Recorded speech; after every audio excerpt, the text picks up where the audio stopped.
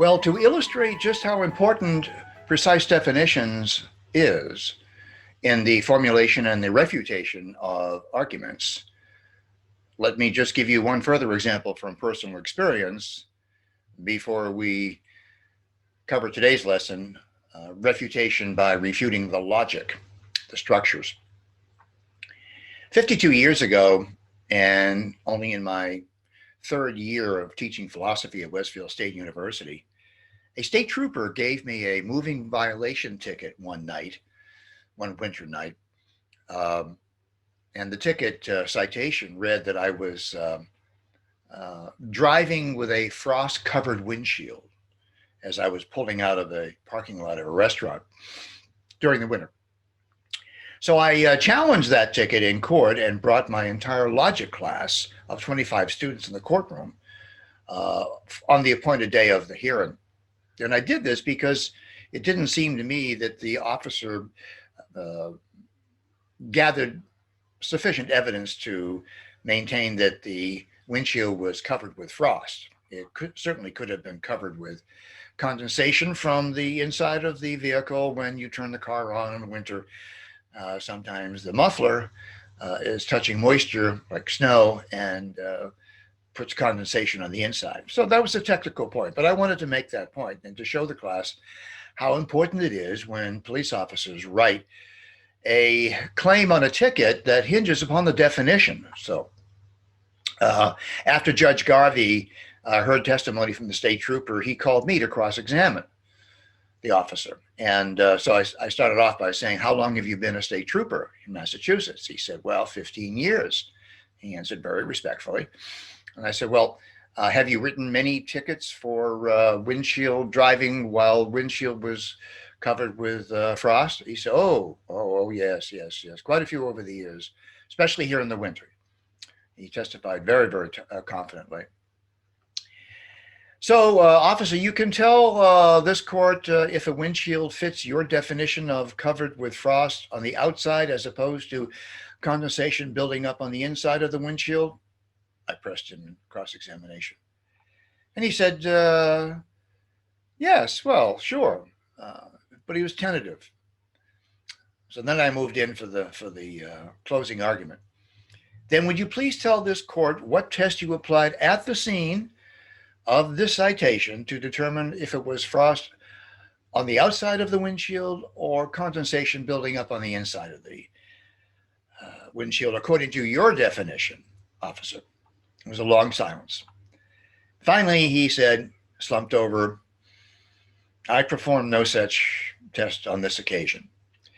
Case dismissed, Judge Garvey shouted, banging his gavel, and there was applause from the audience in the court. So getting precise definitions comes first in refutation. Secondly, comes the examination of the original argument for informal fallacies. Make sure you check your own argument when you submit it here for your final self-examination.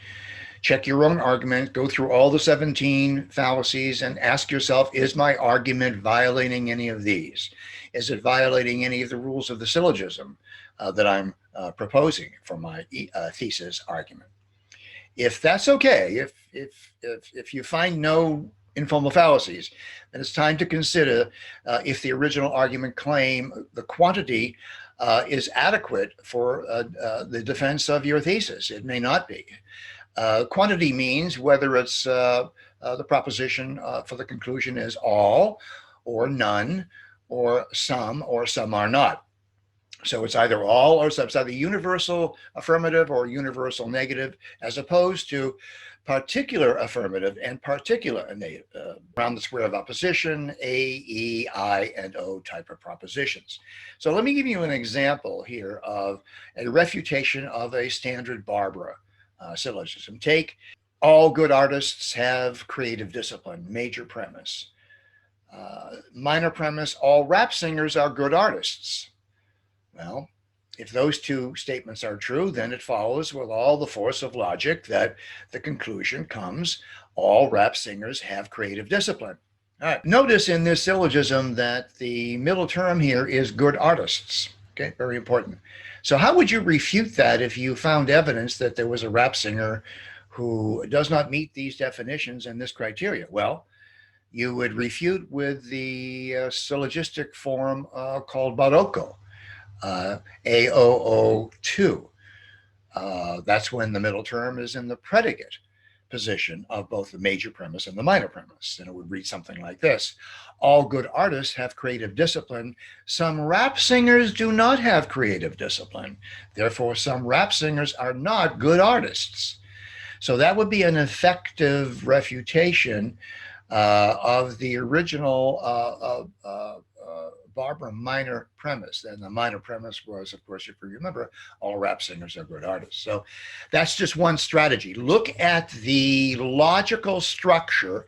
Ask yourself whether or not if the conclusion of the original argument is a universal, either affirmative or negative, does the evidence support the universal claim? If not, then use a refutation structure that attacks either the major, the minor, or even the conclusion itself with a particular. Some are or some are not, type I or type O. That's really all there is to it. That's really all there is to it, is take a look at the logical structures. The logical structures can be used to affirm arguments. It can be used to refute arguments. The question is, are the definitions supported by the evidence?